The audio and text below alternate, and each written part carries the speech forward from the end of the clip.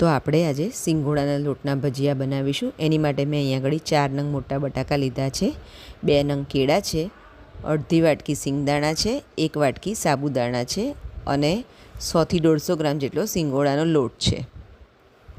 હવે આપણે અહીંયા આગળ સૌ પહેલાં બટાકાને બાફી લઈશું। અહીંયા આગળ મેં સાબુદાણા અગાઉથી પલાળીને રાખેલા છે, 3 થી 4 કલાક પલળેલા છે સાબુદાણા। અને બટાકાને પણ મેં એ જ રીતે બાફી છોલી અને મેશ કરીને અગાઉથી રાખેલા હતા, તે લઈએ છીએ આપણે।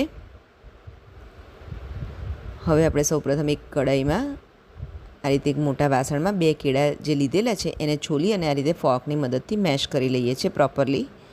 ત્યારબાદ આ જે સિંગદાણા છે હાફ કપ જેટલા, એમાં આપણે 1 ચમચી જીરું અને 1 ચમચી તલ એડ કરી અને એને મિક્સરમાં ક્રશ કરીને લઈ લીધું છે મેં।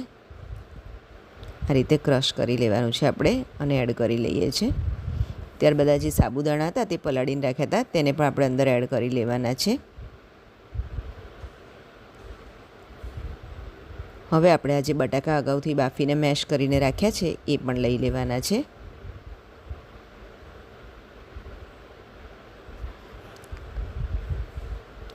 હવે આપણે એમાં 2 ચમચી જેટલું દહીં એડ કરીશું।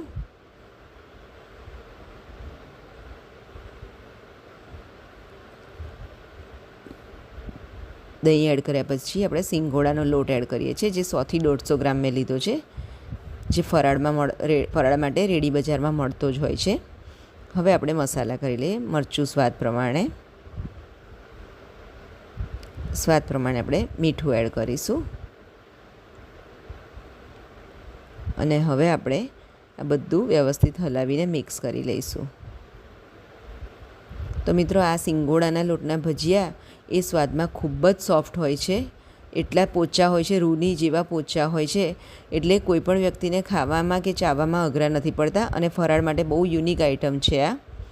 તમે જોઈ શકો છો આપણો માવો હલાવીને રેડી છે। અહીંયા તેલ પણ આપણું સરસ ગરમ થઈ ગયું છે, તો આપણે આપણા ભજીયા હવે બધા રીતે તળી લઈએ છીએ। એને સ્લોથી મીડિયમ ફ્લેમની વચ્ચે જ રાખીને તળવાનું છે, કારણ કે નહીં તો વચ્ચેથી કાચા રહેશે અને એને એકદમ ગોલ્ડન કલર ના થાય ત્યાં સુધી આપણે તળી લેવાના છે। જો મિત્રો, તમે જોઈ શકો છો ભજીયાનો કલર।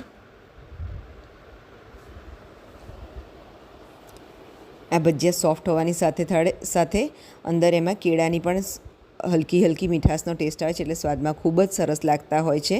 તો તમે પણ તમારા ઘરે ચોક્કસથી ટ્રાય કરજો અને મારી ચેનલને લાઇક, શેર અને સબસ્ક્રાઈબ કરવાનું ના ભૂલશો, તો તેથી કરીને તમને આવી નવી રેસીપી જાણવા મળતી રહે અને જોવા મળતી રહે એટલા માટે। તો મિત્રો, આપણા ભજીયા રેડી છે, તૈયાર થઈ ગયા છે, તમે જોઈ શકો છો તળાઈને।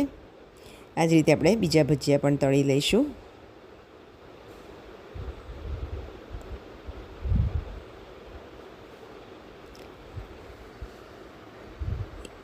આ રીતે તળાઈ રહ્યા છે, તમે જોઈ શકો છો। એને આપણે જ્યારે અંદર એડ કરીએ તેલમાં ત્યારે બહુ હલાવવાના નથી, એની જાતે જે હલકા થઈને ઉપર આવી જશે પછી આપણે એને ટર્ન કરવાના છે, એ રીતે તળવાના છે આપણે એને।